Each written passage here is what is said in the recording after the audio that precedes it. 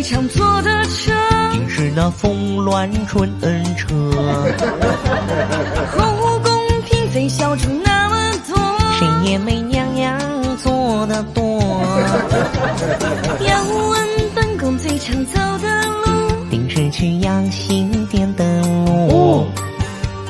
皇上给本宫常走的路，沿途种满了合欢树。本宫的衣裳穿不过来，有好些本宫都上了奴才。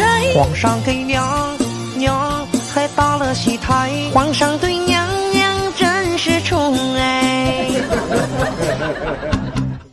可惜姐姐在这后宫中，怎么就没留下隆重？哪像我家娘娘的宫中，皇子们排着队出宫。哎呦我的妈！